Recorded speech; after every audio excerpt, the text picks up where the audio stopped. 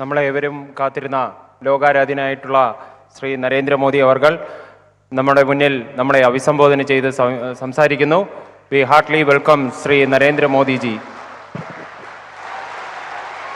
പരിഭാഷ നടത്തുന്നതിനായി നമ്മുടെ ബഹുമാനപ്പെട്ട കേന്ദ്രമന്ത്രി ശ്രീ മുരളീധരൻ അവർകളെയും ആദരപൂർവ്വം സ്വാഗതം ചെയ്യുന്നു.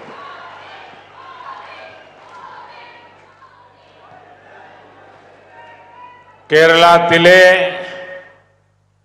എൻ്റെ സഹോദരി സഹോദരന്മാരെ എല്ലാവർക്കും എൻ്റെ നമസ്കാരം. Friends, I bow to Sri Ananta Padmanabha Swami. I seek his blessings for the progress of the nation and its 140 crore people.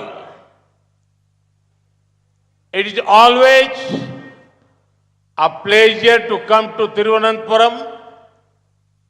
This city is full of warm and affectionate people. I remember when I was here last year, thousands of people had gathered along the roads to bless me. I get so much love from the people of Kerala. This also motivates me to repay their faith with more hard work. സുഹൃത്തുക്കളെ, അനന്തപത്മനാഭസ്വാമിയെ ഞാൻ ആദ്യമായി നമസ്കരിക്കുകയാണ്. അനന്തപത്മനാഭന്റെ അനുഗ്രഹങ്ങൾ ഈ രാജ്യത്തിൻ്റെ പുരോഗതിക്ക് വേണ്ടിയും ഈ നാട്ടിലെ 140 കോടി ജനങ്ങൾക്ക് വേണ്ടിയും ഞാൻ അനന്തപത്മനാഭന്റെ അനുഗ്രഹങ്ങൾ ആഗ്രഹിക്കുകയാണ്. തിരുവനന്തപുരത്ത് വരുന്നത് എല്ലായ്പ്പോഴും വളരെ സന്തോഷകരമായിട്ടുള്ള കാര്യമാണ്. കാരണം ഈ നഗരം ഏറ്റവും സ്നേഹധനരായിട്ടുള്ള ആളുകളുള്ള നഗരമാണ്. എനിക്ക് ഓർമ്മയുണ്ട്, കഴിഞ്ഞ വർഷം ഞാൻ ഇവിടെ തിരുവനന്തപുരത്ത് വന്നപ്പോൾ തെരുവീഥികൾ മുഴുവൻ നിറഞ്ഞു കവിഞ്ഞ് എന്നെ സ്വാഗതം ചെയ്യാൻ, എന്നെ അനുഗ്രഹിക്കാൻ എത്തിയ ആയിരക്കണക്കിന് ആളുകൾ. കേരളത്തിലെ ജനങ്ങളിൽ നിന്ന് എനിക്ക് എക്കാലവും ഏറെ സ്നേഹം, എനിക്ക് എപ്പോഴും സ്വാഗതം ലഭിച്ചിട്ടുണ്ട്. ആ സ്നേഹം അത് തിരിച്ചു നൽകാൻ വേണ്ടി കൂടുതൽ അധ്വാനിക്കാൻ, കഠിനാധ്വാനം ചെയ്യാൻ, അതിനുള്ള പ്രേരണയാണ് ആ സ്നേഹം എനിക്ക് നൽകുന്നത്. साथियों, केरला के लोगों में इस बार एक अलग ही उत्साह है. 2019 में केरला में बीजेपी को लेकर जो आशा जगी थी, वो 2024 में विश्वास में बदलती नजर आ रही है. 2019 में केरला ने बीजेपी एनडीए को डबल डिजिट में वोट दिया था. 2024 में केरला डबल डिजिट में सीट देने का मन बना रहा है. मैं केरला से इसी आशीर्वाद की अपेक्षा भी करता हूं, क्योंकि केरला भविष्य को जीने वाला, भविष्य को जानने वाला राज्य है. और 2024 में कुछ महीनों बाद क्या होने वाला है, ये भविष्य अब किसी से छुपा नहीं है. 2019 में देश नारा दे रहा था, फिर एक बार मोदी सरकार. 2024 में हर कोई कह रहा है, अब की बार 400 पार. സുഹൃത്തുക്കളെ, കേരളത്തിൽ ഈ തവണ ഒരു പ്രത്യേകമായിട്ടുള്ള ഉത്സാഹം, ആ ഉത്സാഹമാണ് കേരളത്തിലെ ജനങ്ങളിലുള്ളത്. 2019 കേരളത്തിലെ ജനങ്ങളുടെ മനസ്സിൽ BJPയെ കുറിച്ച് എന്തൊക്കെ പ്രതീക്ഷകളാണോ ഉണ്ടായിരുന്നത്, ആ പ്രതീക്ഷകൾ ഇന്ന് 2024 എത്തിയപ്പോൾ അത് പ്രതീക്ഷയിൽ നിന്ന് വിശ്വാസമായിട്ട് മാറിയിരിക്കുകയാണ്. 2019 കേരളം BJP NDA സഖ്യത്തിന് ഡബിൾ ഡിജിറ്റ് വോട്ട് നൽകിയെങ്കിൽ ഈ തവണ അത് ഡബിൾ ഡിജിറ്റ് സീറ്റായിട്ട് മാറാൻ പോവുകയാണ്. അങ്ങനെ ഒരു അഭ്യർത്ഥനയാണ്, അങ്ങനെ ഒരു അനുഗ്രഹം നൽകണമെന്നാണ് എനിക്ക് കേരളത്തിലെ ജനങ്ങളോട് പറയാനുള്ളത്. കാരണം കേരളം എന്ന് പറഞ്ഞാൽ കാലത്തിന് മുന്നേ നടക്കുന്നവരാണ്, കാലത്തിന് മുന്നേ ചിന്തിക്കുന്നവരാണ്.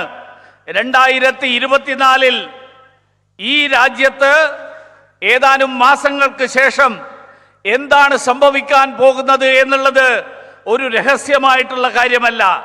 2019 മുദ്രാവാക്യം ഒരിക്കൽ കൂടി മോദി സർക്കാർ എന്നായിരുന്നുവെങ്കിൽ 2024 ഈ തവണത്തെ മുദ്രാവാക്യം 400-ലധികം സീറ്റുകൾ എന്നുള്ള മുദ്രാവാക്യമാണ് ഉയർത്തപ്പെട്ടിട്ടുള്ളത്.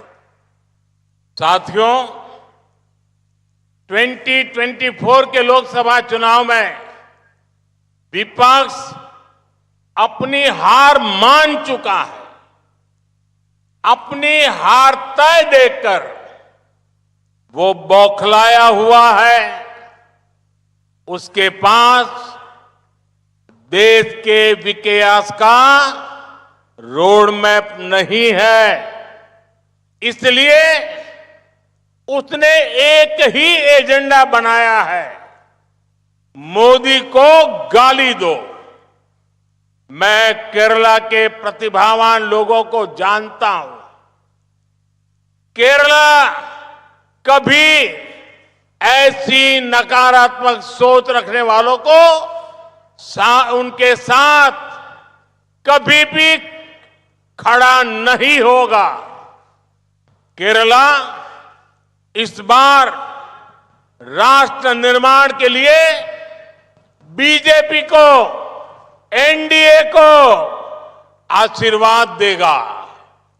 यहां बीजेपी जिस तरह पदयात्रा निकाल रही है, जिस तरह सुरेंद्रन जी के साथ लोग सड़कों पर कंधे से कंधा मिलाकर चल रहे हैं, वो अपने आप में बहुत बड़ा संदेश है। केरला का मिजाज ही भाजपा के लिए 370 सीटों के लक्ष्य को आसान बनाएगा। मैं आपको ये विश्वास दिलाने आया हूं कि आपकी आकांक्षाओं को, केरला के सपनों को साकार करने में मोदी कोई कमी नहीं छोड़ेगा। और ये मोदी की गारंटी है। സുഹൃത്തുക്കളെ, 2024 ലോക്സഭാ തെരഞ്ഞെടുപ്പ്, ആ തെരഞ്ഞെടുപ്പിൽ പരാജയപ്പെടും എന്നുള്ള കാര്യം പ്രതിപക്ഷം ഉറപ്പാക്കിയിരിക്കുകയാണ്. അങ്ങനെ സ്വയം പരാജയപ്പെടും എന്നുറപ്പായ പ്രതിപക്ഷത്തിന് സമനില തെറ്റിയിരിക്കുകയാണ്. അതുകൊണ്ട് തന്നെ അവർക്ക് ഈ നാടിന്റെ വികസനത്തിന് വേണ്ടിയിട്ടുള്ള ഒരു റോഡ് മാപ്പും അവരുടെ മുന്നിലില്ല. അവർക്ക് ഒരൊറ്റ അജണ്ട മാത്രമേ ഉള്ളൂ: നരേന്ദ്രമോദിയെ ചീത്ത വിളിക്കുക, ആക്ഷേപിക്കുക. കേരളത്തിലെ ജനങ്ങൾ കഴിവുറ്റ ജനങ്ങളാണ്, പ്രതിഭാധനരായിട്ടുള്ള ജനങ്ങളാണ്. കേരളം ഒരിക്കലും ഇത്തരത്തിലുള്ള നെഗറ്റീവായിട്ടുള്ള ചിന്താഗതികൾ, അങ്ങനെയുള്ള ചിന്താഗതികളോടൊപ്പം നിൽക്കുന്നവരല്ല. കേരളം ഈ തവണ ഈ നാടിന്റെ നിർമ്മാണത്തിന് വേണ്ടിയിട്ട്, ഈ നാടിന്റെ പുരോഗതിക്ക് വേണ്ടി ഭാരതീയ ജനതാ പാർട്ടിക്കും NDAക്കും പിന്തുണ നൽകും എന്നെനിക്ക് ഉറപ്പുണ്ട്. ഇവിടെ BJPയുടെ പദയാത്ര, ആ പദയാത്ര നടന്നു കഴിഞ്ഞിരിക്കുകയാണ്, ഇന്ന് അവസാനിക്കുകയാണ്. ഈ പദയാത്രയിൽ കേരളത്തിൽ ഉടനീളം പദയാത്രയ്ക്ക് നേതൃത്വം നൽകിയ സംസ്ഥാന അധ്യക്ഷൻ കെ സുരേന്ദ്രനോടൊപ്പം തോളോട് തോൾ ചേർന്നുകൊണ്ട് എങ്ങനെയാണ് കേരളത്തിലെ ജനങ്ങൾ ആ പദയാത്രയിൽ പങ്കാളികളായത് എന്ന് വലിയൊരു സന്ദേശമാണ് നൽകുന്നത്. ആ സന്ദേശം കേരളത്തിന്റെ ഈ മനോഭാവം 370 സീറ്റ് എന്നുള്ള ലക്ഷ്യം, ആ ലക്ഷ്യം എളുപ്പമാക്കിയിരിക്കുകയാണ്. അതുകൊണ്ട് തന്നെ ഞാൻ നിങ്ങൾക്ക് ഒരിക്കൽ കൂടി ഉറപ്പ് നൽകാൻ ആഗ്രഹിക്കുന്നു, നിങ്ങളുടെ പ്രതീക്ഷകൾ സഫലീകരിക്കാൻ, കേരളത്തിന്റെ സ്വപ്നങ്ങൾ സഫലീകരിക്കാൻ, അതിനു വേണ്ടിയിട്ട് എല്ലാ ശ്രമങ്ങളും നടത്താൻ നരേന്ദ്രമോദി പ്രതിജ്ഞാബദ്ധനാണ്. അതാണ് മോദിയുടെ ഗ്യാരണ്ടി. साथियों, बीजेपी ने कभी केरला को या देश के और किसी राज्य को वोट के चश्मे से नहीं देखा है। जब बीजेपी यहां कमजोर थी तब भी हमने केरला को मजबूत बनाने के लिए काम किया। इन 10 वर्षों में देश का जो विकास हुआ, जो बड़े फैसले लिए गए, उनका उतना ही लाभ केरला को भी मिला जितना बीजेपी शासित प्रदेशों को। केरला की जागरूक जनता ये सब जानती है और यहां के लोग तो पूरी दुनिया में है। आज विश्व में भारत का बढ़ता हुआ कद, उसने केरला के लोगों में एक नया आत्मविश्वास भरा है। गल्फ के देशों में रहने वाले मेरे भाई बहनों ने अभी हाल ही में अनुभव किया है कि तब के भारत और आज के भारत में कितना फर्क है। 2024 का चुनाव इस नए भारत को और आगे लेकर जाने का चुनाव है।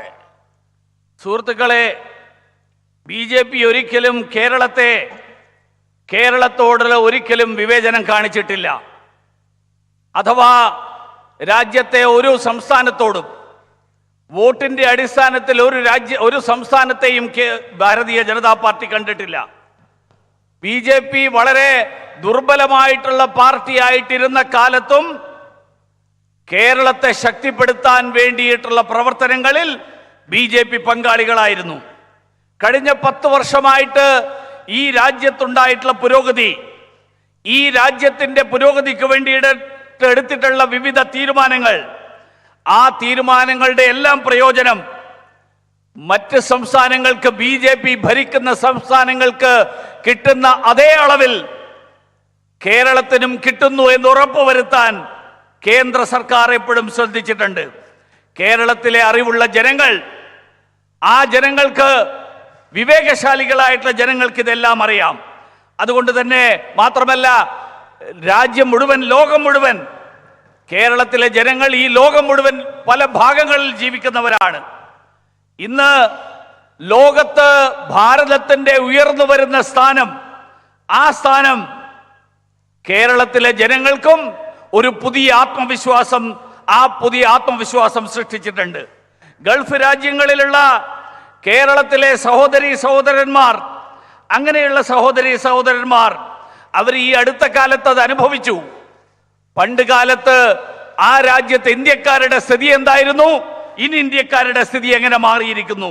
അതുകൊണ്ട് 2024 ഈ വരാൻ പോകുന്ന തെരഞ്ഞെടുപ്പ് ഇന്ത്യയെ വീണ്ടും മുന്നോട്ട് കൊണ്ടുപോകാൻ അതിനു വേണ്ടിയിട്ടുള്ള ഒരു തെരഞ്ഞെടുപ്പായിട്ട് മാറും.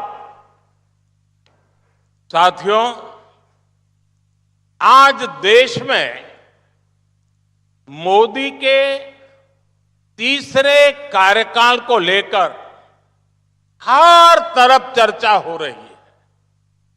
मोदी सरकार के तीसरे कार्यकाल में भारत विश्व की तीसरी सबसे बड़ी इकोनॉमी बनेगा। इदाणु मोदीयुडे गारंटी। हमारे तीसरे कार्यकाल में भ्रष्टाचार से हमारी लड़ाई और तेज होगी। भ्रष्ट लोग कोई भी गलत काम करने से पहले 100 बार सोचेंगे। इदाणु मोदीयुडे गारंटी। हमने पहले ही 25 करोड़ से ज्यादा लोगों को गरीबी से बाहर निकाला है और अब तीसरे कार्यकाल में कई करोड़ भारतवासी गरीबी से बाहर आने वाले हैं। इदाणु मोदीयुडे गारंटी। साथियों, केरला में सबको ये पता है कि एलडीएफ और यूडीएफ दोनों ने केरला में शिक्षा व्यवस्था की क्या हालत की है। सबको पता है कि केरला के मेरे गरीब और मिडिल क्लास परिवारों के बच्चों को हायर एजुकेशन में कितनी दिक्कत आती है। हमारा तीसरा कार्यकाल केरला में शिक्षण संस्थानों की स्थिति को और अच्छा करने पर केंद्रित होगा। इससे हमारे सामान्य परिवार के बच्चों के लिए नए रास्ते बनेंगे। इदाणु मोदीयुडे गारंटी। हमारा तीसरा कार्यकाल सेमीकंडक्टर से ग्रीन हाइड्रोजन तक तरक्की के नए क्षेत्र खोलने का कार्यकाल होगा। इससे केरला के नौजवानों के लिए नौकरियां और रोजगार के लाखों अवसर बनेंगे। इदाणी മോദിയുടെ ഗ്യാരണ്ടി. സുഹൃത്തുക്കളെ, ഇന്ന് നമ്മുടെ നാട്ടിലെല്ലാം മോദിയുടെ മൂന്നാം സർക്കാർ, ആ സർക്കാരിനെ പറ്റിയിട്ടുള്ള നിരവധി തരത്തിലുള്ള ചർച്ചകൾ നടന്നുകൊണ്ടിരിക്കുകയാണ്. ഈ മൂന്നാം സർക്കാർ, മോദി സർക്കാരിന്റെ മൂന്നാമത്തെ ടേം, ആ മൂന്നാമത്തെ ടേമിൽ ഇന്ത്യ ലോകത്തിലെ മൂന്നാമത്തെ ഏറ്റവും വലിയ സാമ്പത്തിക ശക്തിയായിട്ട് മാറും. ഇതാണ് മോദിയുടെ ഗ്യാരണ്ടി. ഈ നമ്മുടെ സർക്കാരിന്റെ മൂന്നാമത്തെ ടേമിൽ അഴിമതിക്കെതിരായിട്ടുള്ള യുദ്ധം, ആ യുദ്ധം കൂടുതൽ ശക്തമാക്കും. അതുകൊണ്ട് തന്നെ അഴിമതിക്കാർക്ക് അവരെന്തെങ്കിലും തെറ്റുകൾ ചെയ്യുന്നതിന് മുൻപ് 100 വട്ടം ആലോചിക്കേണ്ടി വരും. ഇതാണ് മോദിയുടെ ഗ്യാരണ്ടി. കഴിഞ്ഞ 10 വർഷക്കാലത്തിനിടയിൽ 25 കോടിയിലധികം ആളുകളെ ദാരിദ്ര്യരേഖയുടെ മുകളിലേക്ക് കൊണ്ടുവരാൻ നമുക്ക് സാധിച്ചു. മൂന്നാമത്തെ ടേമിൽ ഇനിയും നിരവധി കോടി ഇന്ത്യക്കാരെ ദാരിദ്ര്യത്തിൽ നിന്ന് മുക്തരാക്കാൻ വേണ്ടിയിട്ടുള്ള പ്രയത്നമായിരിക്കും ഇനി വരാൻ പോകുന്ന മൂന്നാമത്തെ സർക്കാരിൽ. ഇതാണ് മോദിയുടെ ഗ്യാരണ്ടി. കേരളത്തിലെ വിദ്യാഭ്യാസ മേഖലയിലുള്ള സ്ഥിതിയെക്കുറിച്ച് എങ്ങനെ LDFും UDFും ഇവിടുത്തെ വിദ്യാഭ്യാസത്തെ ഏത് അവസ്ഥയിലേക്ക് എത്തിച്ചു എന്ന് നമുക്കെല്ലാവർക്കും അറിയാം. അതുകൊണ്ട് തന്നെ കേരളത്തിലെ പാവപ്പെട്ടവരായിട്ടുള്ള ആളുകൾ, സാധാരണക്കാരായിട്ടുള്ള ആളുകൾ, അങ്ങനെയുള്ളവരുടെ കുടുംബങ്ങളിൽ നിന്ന് വരുന്ന ആളുകൾക്ക് ഉന്നത വിദ്യാഭ്യാസം എത്രമാത്രം ബുദ്ധിമുട്ടുള്ളതായി മാറി എന്നെല്ലാവർക്കും അറിയാം. അതുകൊണ്ട് അടുത്ത സർക്കാർ, നരേന്ദ്രമോദിയുടെ മൂന്നാം സർക്കാർ, കേരളത്തിലെ വിദ്യാഭ്യാസ സ്ഥാപനങ്ങളിലെ ഈ സ്ഥിതിയിൽ മാറ്റം വരുത്തിക്കൊണ്ട് കേരളത്തിലെ വിദ്യാഭ്യാസ സ്ഥാപനങ്ങൾക്ക് എങ്ങനെ മുന്നോട്ട് പോകാൻ കഴിയുന്ന വിധത്തിൽ പ്രവർത്തിക്കാൻ കഴിയും എന്നുള്ളതിലുള്ള ഊന്നലായിരിക്കും അടുത്ത സർക്കാരിന്റെ ലക്ഷ്യം. അത് ഈ നാട്ടിലെ സാധാരണക്കാരുടെ കുടുംബങ്ങളിലെ കുട്ടികൾക്ക് അവർക്ക് പുതിയ വഴി തുറക്കും. ഇതാണ് മോദിയുടെ ഗ്യാരണ്ടി. നമ്മുടെ മൂന്നാം സർക്കാർ, ആ സർക്കാർ സെമി കണ്ടക്ടർ മുതൽ ഹൈഡ്രജൻ വരെയുള്ള, ഗ്രീൻ ഹൈഡ്രജൻ വരെയുള്ള വിവിധ മേഖലകളിലെ ആധുനിക സാങ്കേതിക വിദ്യ ഉപയോഗിച്ചുകൊണ്ടുള്ള അങ്ങനെയുള്ള ഒരു കാലഘട്ടമായിരിക്കും. ആ മേഖലകളിൽ കേരളത്തിലെ ചെറുപ്പക്കാർക്ക് നിരവധി ലക്ഷക്കണക്കിന് തൊഴിലവസരങ്ങൾ, ആ തൊഴിലവസരങ്ങൾ പ്രദാനം ചെയ്യുന്നതായിരിക്കും. ഇതാണ് മോദിയുടെ ഗ്യാരണ്ടി. साथियों, केरला की राज्य सरकार के लगातार असहयोग मिलने के बावजूद भी केरला भारत सरकार के लिए प्राथमिकता पर रहा है। भाजपा सरकार ने ही तय किया है कि केंद्र सरकार की सारी नौकरियों की परीक्षा मलयालम समेत सारी स्थानीय भाषाओं में भी कराई जाए। भाजपा सरकार ने ही भारत की पारंपरिक चिकित्सा, आयुर्वेद और योग के लिए पूरी दुनिया को देश से जोड़ा है। आज केरला के 1.5 करोड़ से ज्यादा लोग भाजपा सरकार की फ्री राशन योजना का लाभ उठा रहे हैं। आयुष्मान भारत योजना के जरिए यहां के लोगों को करीब 5,500 करोड़ रुपए का मुफ्त इलाज मिला है। केरला के 36 लाख से अधिक घरों को जल जीवन मिशन के तहत नल से जल की सुविधा मिली है। केरला के 40 लाख किसानों को सम्मान निधि के रूप में सीधी आर्थिक मदद मिली है।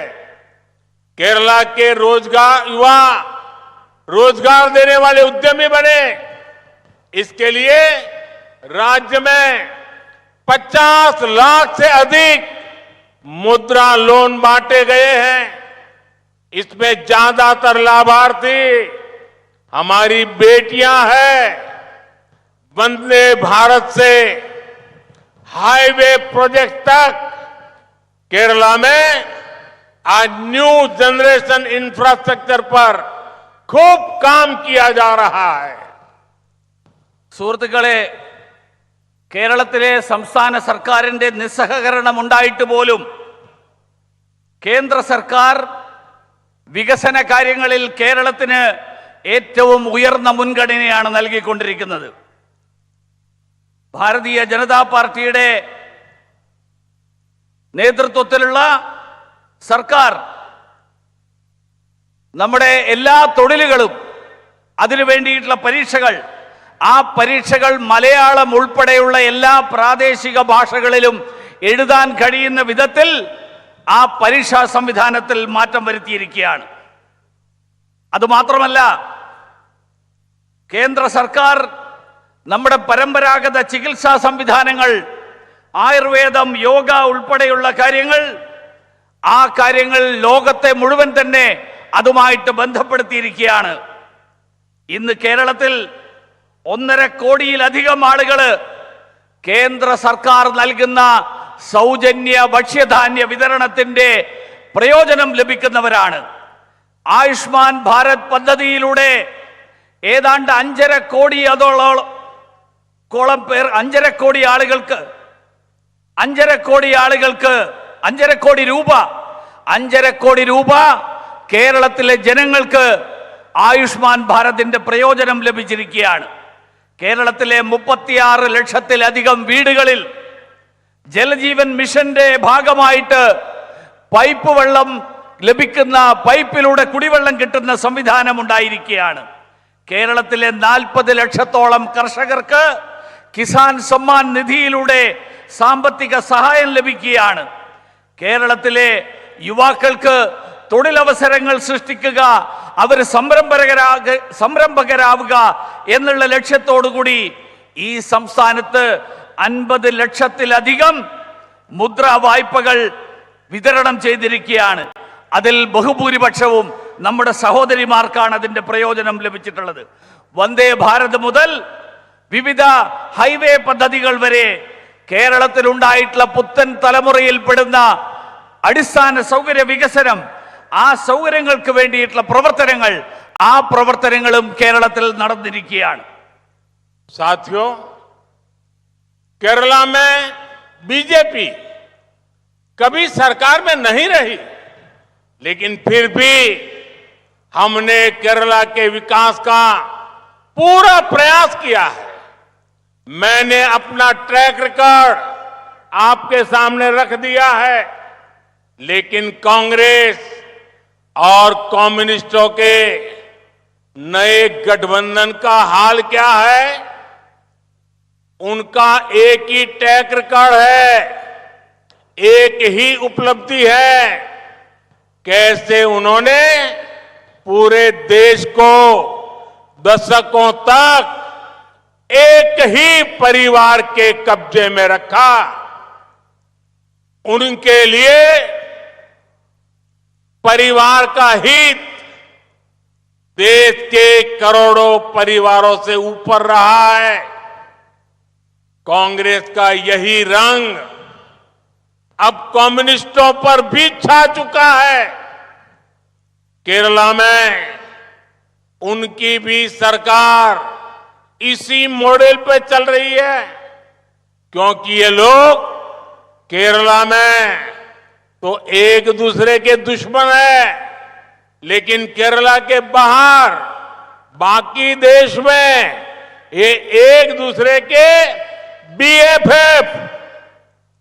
बीएफएफ यानी बेस्ट फ्रेंड फॉर एवर है। आप देखिए केरला में ये लोग एक दूसरे पर हत्या का आरोप लगाते हैं, एक दूसरे के कार्यकर्ताओं का जीवन संकट में डालते हैं। कांग्रेस ने तो कम्युनिस्ट सीएम पर घोटालों के आरोप भी लगाए और उन्होंने फांसीवादी तक बता डाला। जवाब में कम्युनिस्ट सरकार ने कांग्रेस के लोगों पर लाठीचार्ज कराया। कम्युनिस्ट अब कांग्रेस की पिछली सरकारों को घोटालों का जिम्मेदार बता रहे हैं। ये लोग कांग्रेस के युवराज को केरला से बाहर रहने की नसीहत भी दे रहे हैं, लेकिन केरला के बाहर ये इंडी गठबंधन की बैठक में कम्युनिस्ट और कांग्रेस साथ साथ बैठते हैं, बगल बगल में बैठते हैं, समोसा खाते हैं, बिस्किट खाते हैं, चाय पीते हैं। यानी तिरुवनंतपुरम में कुछ और भाषा, दिल्ली में कुछ और बोली। इस धोखाधड़ी का जवाब केरल के मेरे भाइयों बहनों आने वाले चुनाव में हर केरला का नागरिक देने वाला है। സുഹൃത്തുക്കളെ, കേരളം ബിജെപി ഒരിക്കലും ഭരണത്തിലിരുന്ന പാർട്ടിയല്ല. പക്ഷേ കേരളത്തിന്റെ വികസനത്തിന് വേണ്ടിയിട്ട് എക്കാലവും ഭാരതീയ ജനതാ പാർട്ടി പ്രയത്നിച്ചിട്ടുണ്ട്. ഇവിടെ എൻ്റെ സർക്കാരിൻ്റെ പ്രവർത്തന റിപ്പോർട്ട് നിങ്ങളുടെ മുന്നിൽ അവതരിപ്പിച്ചു കഴിഞ്ഞു. പക്ഷേ കോൺഗ്രസിൻ്റെയും CPM-ൻ്റെയും മുന്നണികൾ, ഈ മുന്നണിയുടെ പുതിയ മുന്നണി CPM കോൺഗ്രസ് മുന്നണിയുടെ അവസ്ഥ എന്താണ്? അവരുടെ ട്രാക്ക് റെക്കോർഡ് എന്താണ്? അവരുടെ നേട്ടം എന്താണ്? അവരെങ്ങനെ ഈ നാടിനെ ദശകങ്ങളായിട്ട്, പതിറ്റാണ്ടുകളായിട്ട് ഒരൊറ്റ കുടുംബത്തിന് വേണ്ടിയിട്ട് ഈ നാടിനെ അടിയറ വെച്ചു. അവർക്ക് ഒരൊറ്റ കുടുംബത്തിന്റെ താല്പര്യങ്ങൾ, ആ താല്പര്യങ്ങളാണ് നാട്ടിലെ കോടിക്കണക്കിന് ജനങ്ങളുടെ താല്പര്യങ്ങളെക്കാൾ വലുത്. കോൺഗ്രസിന്റെ ഈ സമീപനം ഇപ്പോ അതേ സമീപനം ഇപ്പോൾ കേരളത്തിൽ കമ്മ്യൂണിസ്റ്റുകാരും അവലംബിക്കാൻ തുടങ്ങിയിരിക്കുകയാണ്. കേരളത്തിലെ കമ്മ്യൂണിസ്റ്റ് സർക്കാർ കോൺഗ്രസിന്റെ കുടുംബവാഴ്ചയുടെ കുടുംബാധിപത്യത്തിന്റെ അതേ മാതൃകയിലാണ് പ്രവർത്തിച്ചു കൊണ്ടിരിക്കുന്നത്. കാരണം കേരളത്തില് ഇവർ പരസ്പരം ശത്രുക്കളായിട്ടാണ് അഭിനയിക്കുന്നത്. പക്ഷെ കേരളത്തിന് പുറത്തു പോയാൽ ഇവരേറ്റവും അടുത്ത ആത്മാർത്ഥ സുഹൃത്തുക്കളാണ്. Best friend for ever, BFF ആണ്. നിങ്ങൾ നോക്കണം, കേരളത്തിലെ ആളുകൾ, കേരളത്തിൽ ഈ രണ്ട് മുന്നണികൾ പരസ്പരം ആരോപണം ഉന്നയിക്കുന്നവരാണ്. പരസ്പരം കൊലപാതകങ്ങളുടെ ആരോപണങ്ങളുണ്ട്, പ്രവർത്തകർക്കെതിരായിട്ടുള്ള ആക്രമണങ്ങളുടെ ആരോപണമുണ്ട്. കോൺഗ്രസ് പറയുന്നത് കമ്മ്യൂണിസ്റ്റ് മുഖ്യമന്ത്രി കുംഭകോണം നടത്തുന്നു, ഫാസിസ്റ്റ് ആണ് എന്നൊക്കെയാണ്. മറുപടിയായിട്ട് കമ്മ്യൂണിസ്റ്റ് സർക്കാർ പറയുന്നത് കോൺഗ്രസ്സുകാര് ഈ ആരോപണത്തെ നേരിടുന്നത് ലാഠി കൊണ്ടാണ്. കമ്മ്യൂണിസ്റ്റ് സർക്കാർ, ആ സർക്കാർ കോൺഗ്രസിന്റെ മുൻകാല സർക്കാരുകളുടെ അഴിമതികൾ ചൂണ്ടിക്കാണിച്ചുകൊണ്ടാണ് ഇതിന് മറുപടി പറയുന്നത്. പക്ഷേ കേരളത്തിന് പുറത്തു പോകുമ്പോൾ ഇന്ത്യ മുന്നണിയുടെ ഈ രണ്ട് പാർട്ടികളുടെ നേതാക്കന്മാർ ഒരുമിച്ചിരിക്കുന്നു, ഒരുമിച്ച് ചായ കുടിക്കുന്നു, ഒരുമിച്ച് ബിസ്ക്കറ്റ് കഴിക്കുന്നു, ഒരുമിച്ച് സമൂസ കഴിക്കുന്നു. അങ്ങനെ അവര് കേരളത്തിന് തിരുവനന്തപുരത്ത് വരുമ്പോ പറയുന്ന ഭാഷയൊന്ന്, അവരുടെ വാക്കുകളൊന്ന്, തിരുവനന്തപുരത്തിന് പുറത്തു പോയാൽ, ഡൽഹിയിൽ ചെന്നാൽ അവരുടെ പെരുമാറ്റം വേറെയൊന്ന്. ഈ ഇരട്ടത്താപ്പ് വരാൻ പോകുന്ന തെരഞ്ഞെടുപ്പിൽ കേരളത്തിലെ ജനങ്ങൾ മറുപടി കൊടുക്കും എന്നുള്ള കാര്യത്തിൽ എനിക്ക് സംശയമില്ല. साथियों, केरला की पहचान है टूरिज्म से लेकर के टैलेंट से, लेकिन कांग्रेस और कम्युनिस्टों ने इसे घोटालों और अराजकता की पहचान देने की कोशिश की है।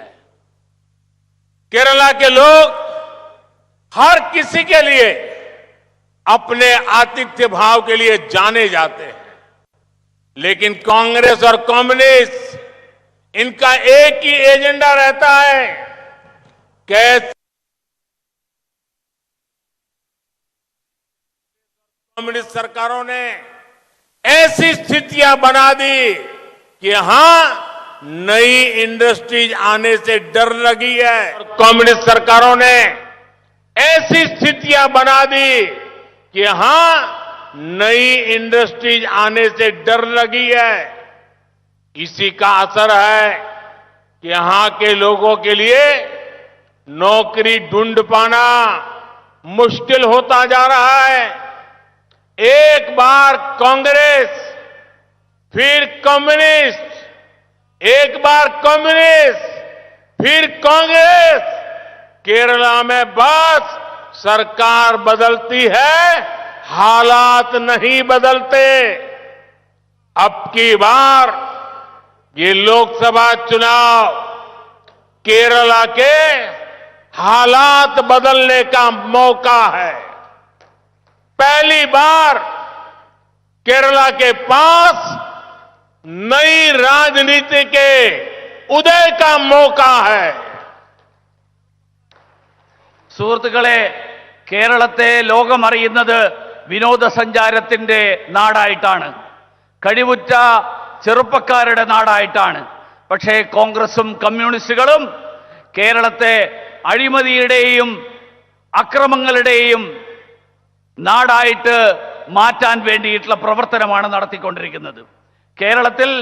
കേരളത്തിലെ ജനങ്ങൾ അറിയപ്പെടുന്നത് ഏറ്റവും കൂടുതൽ ആതിഥ്യ ഭാവമുള്ള, എല്ലാവരെയും സ്വീകരിക്കുന്ന ജനങ്ങളായിട്ടാണ്. പക്ഷേ കേരളത്തിലെ കോൺഗ്രസും കമ്മ്യൂണിസ്റ്റുകളും അവർക്കൊരൊറ്റ അജണ്ട മാത്രമേ ഉള്ളൂ: എങ്ങനെ ആളുകളെ തമ്മിലടുപ്പിച്ചുകൊണ്ട് വോട്ട് ബാങ്ക് രാഷ്ട്രീയം നടത്തിക്കൊണ്ട് അവരുടെ താല്പര്യങ്ങൾ സംരക്ഷിക്കാൻ കഴിയും. കേരളത്തിലെ ആളുകൾ ദശാബ്ദങ്ങളായിട്ട്,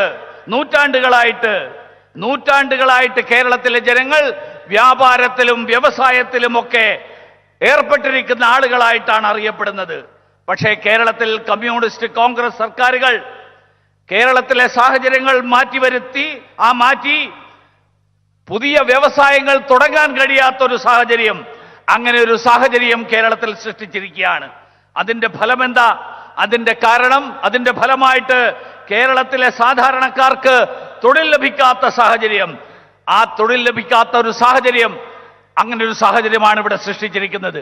കേരളത്തിൽ ഒരു തവണ കോൺഗ്രസ്, അടുത്ത തവണ കമ്മ്യൂണിസ്റ്റുകാർ, ഒരു തവണ കമ്മ്യൂണിസ്റ്റുകാർ, അടുത്ത തവണ കോൺഗ്രസ്, അങ്ങനെ കേരളത്തിൽ സർക്കാരുകൾ മാറുന്നു, കേരളത്തിലെ സാഹചര്യങ്ങളിൽ മാറ്റം വരുന്നില്ല. ഈ തവണത്തെ ലോക്സഭാ തെരഞ്ഞെടുപ്പ് കേരളത്തിലെ സാഹചര്യങ്ങളിൽ മാറ്റം വരുത്താൻ അതിനു വേണ്ടിയിട്ടുള്ള അവസരമാണ്. അതുകൊണ്ട് ആദ്യമായിട്ട്, ചരിത്രത്തിൽ ആദ്യമായിട്ട് കേരളത്തിൽ ഒരു പുതിയ രാഷ്ട്രീയത്തിന്റെ ഉദയം, ഒരു പുതിയ കേരളത്തിന്റെ സൃഷ്ടി, ആ പുതിയ കേരളത്തിന്റെ സൃഷ്ടിക്ക് വേണ്ടിയിട്ടുള്ള അവസരമാണ് ഈ വരാൻ പോകുന്ന തെരഞ്ഞെടുപ്പ്.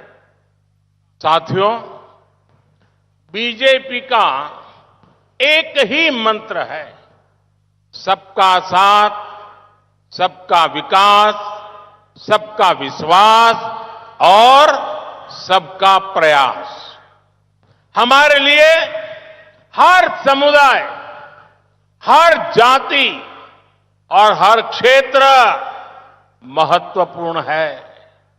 हमने हर वर्ग को सम्मान और स्वाभिमान से जोड़ने की कोशिश की है. हमने देश के हर नागरिक की उन्नति के लिए काम किया है. युद्ध क्षेत्रों से नरसेज को, हर धर्म के लोगों को निकालना हो या ट्रिपल तलाक का कानून पास करना हो, हमारी सरकार ने सबकी सरकार और सबके लिए सरकार के मंत्र पर काम किया है. हम तीसरे कार्यकाल में भी इसी भावना के साथ आपकी सेवा करते रहेंगे, काम करने वाले हैं. इसी विश्वास के साथ आप सभी को एक बार फिर नमस्कारम, धन्यवाद. സുഹൃത്തുക്കളെ, ഭാരതീയ ജനതാ പാർട്ടിയുടെ മുദ്രാവാക്യം, ഒരൊറ്റ മുദ്രാവാക്യം, ആ മുദ്രാവാക്യം നമുക്ക് എല്ലാവർക്കും അറിയാം. എല്ലാവരോടുമൊപ്പം, എല്ലാവരുടെയും വികസനം, എല്ലാവരുടെയും വിശ്വാസം, എല്ലാവരുടെയും പരിശ്രമം. നമ്മളെ സംബന്ധിച്ചോളം ഓരോ സമൂഹവും, ഓരോ സമുദായവും, ഓരോ ജാതിയും, ഓരോ പ്രദേശങ്ങളും, ആ പ്രദേശങ്ങളെല്ലാം തന്നെ പ്രത്യേകം പ്രാധാന്യമർഹിക്കുന്നവയാണ്. നമ്മൾ എല്ലാ പ്രദേശങ്ങൾക്കും, എല്ലാ വിഭാഗം ജനങ്ങൾക്കും അവർക്ക് ആദരവ് നൽകാൻ, അവരെ ഒരുമിച്ച് ചേർക്കാൻ അതിനു വേണ്ടിയിട്ടുള്ള പ്രയത്നമാണ് നടത്തിയിട്ടുള്ളത്. അതുകൊണ്ട് ഈ നാട്ടിലെ ഓരോ പൗരന്റെയും പുരോഗതിക്ക് വേണ്ടി, ഉന്നമനത്തിന് വേണ്ടിയിട്ട്, അതിനു വേണ്ടിയിട്ടുള്ള പ്രയത്നമാണ് നമ്മൾ നടത്തിയിട്ടുള്ളത്. അതുകൊണ്ട് യുദ്ധക്ഷേത്രങ്ങളിൽ നിന്നുള്ള നഴ്സുമാരെ ആണെങ്കിലും, അതല്ല ഏത് മതത്തിൽപ്പെടുന്നവരാണെങ്കിലും ശരി, ആ മതം പരിഗണന കൂടാതെ, സമുദായ പരിഗണന കൂടാതെ അവരെ വിഷമകരമായിട്ടുള്ള സാഹചര്യങ്ങളിൽ നിന്ന് രക്ഷപ്പെടുന്നതിലാണെങ്കിലും, അതല്ല ട്രിപ്പിൾ തലാക്ക് പോലെയുള്ള, മുത്തലാക്ക് പോലെയുള്ള നിയമങ്ങൾ പാസാക്കുന്നതിലാണെങ്കിലും നമ്മുടെ സർക്കാർ എല്ലാവരുടെയും സർക്കാർ എന്നുള്ള നിലയിലാണ് പ്രവർത്തിച്ചിട്ടുള്ളത്. എല്ലാവർക്കും വേണ്ടിയുള്ള സർക്കാർ എന്നുള്ള നിലയിൽ ആ മുദ്രാവാക്യം ഉയർത്തിപ്പിടിച്ചുകൊണ്ടാണ് പ്രവർത്തിച്ചിട്ടുള്ളത്.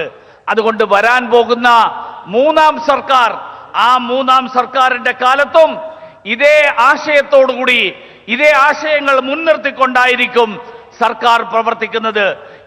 ഈ ഒരു ഉറപ്പ് നിങ്ങൾക്ക് നൽകിക്കൊണ്ട്, നിങ്ങൾക്ക് എല്ലാവർക്കും ഒരിക്കൽ കൂടി നമസ്കാരം നൽകിക്കൊണ്ട്, നമസ്കരിച്ചുകൊണ്ട് ഞാൻ എന്റെ വാക്കുകൾ അവസാനിപ്പിക്കുന്നു.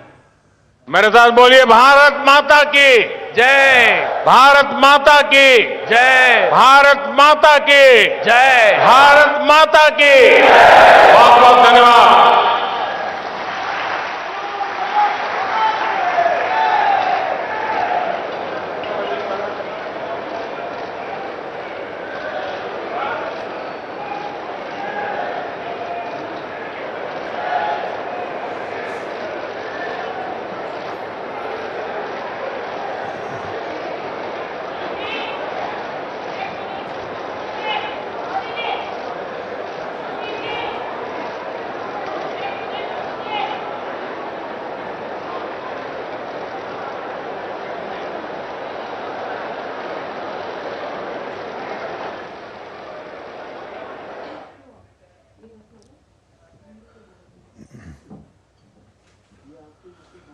तो अभी ये सीधी तस्वीर आप देख रहे हैं,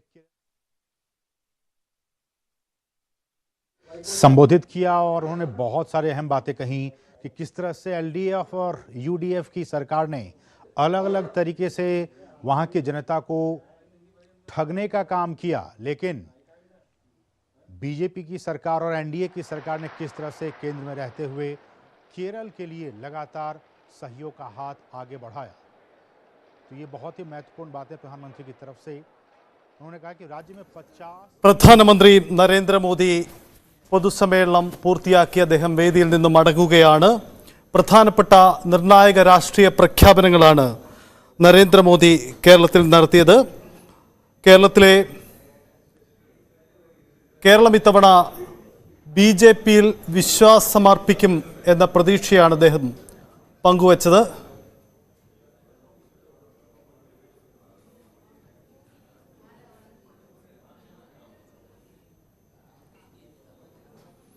മോദിയുടെ ഗ്യാരണ്ടിയിൽ ജനം വിശ്വസിക്കും, കേരളവും ആ വിശ്വാസം ഏറ്റെടുക്കുമെന്നതാണ് നരേന്ദ്രമോദി പറയുന്നത്. കേരളത്തിൽ ബിജെപിയോട് നേരത്തെ തന്നെ പ്രതീക്ഷയുണ്ടായിരുന്നു, ആ പ്രതീക്ഷ ഒരു വിശ്വാസമായി ഇത്തവണ മാറും എന്നതാണ് പ്രധാനമന്ത്രി പങ്കുവയ്ക്കുന്നത്. കേരളം കാലത്തിന് മുമ്പേ സഞ്ചരിച്ച നാടാണ്. ഇത്തവണ വലിയ വിജയം ബിജെപിക്ക് ദേശീയ തലത്തിലുണ്ടാകും, അതിനൊപ്പം കേരളവും ഉണ്ടാകുമെന്ന് തന്നെയാണ് പ്രധാനമന്ത്രി പങ്കുവയ്ക്കുന്നത്. ഒപ്പം സംസ്ഥാനത്തെ രാഷ്ട്രീയ വിവാദങ്ങളിലും കൃത്യമായ നിലപാടെടുത്തുകൊണ്ടാണ് പ്രധാനമന്ത്രി ഇന്ന് ഈ വേദിയിൽ സംസാരിച്ചത്. കോൺഗ്രസിലെ കുടുംബാധിപത്യം സംസ്ഥാനത്തെ കമ്മ്യൂണിസ്റ്റുകാർക്കിടയിലുമുണ്ട് എന്നതാണ് പ്രധാനമന്ത്രി പറഞ്ഞ ഒരു കാര്യം. ഒപ്പം കേന്ദ്ര സർക്കാർ ഒരു സംസ്ഥാനങ്ങളോടും വിവേചനം കാട്ടുന്നില്ല, എല്ലാ സംസ്ഥാനങ്ങൾക്കും തുല്യമായി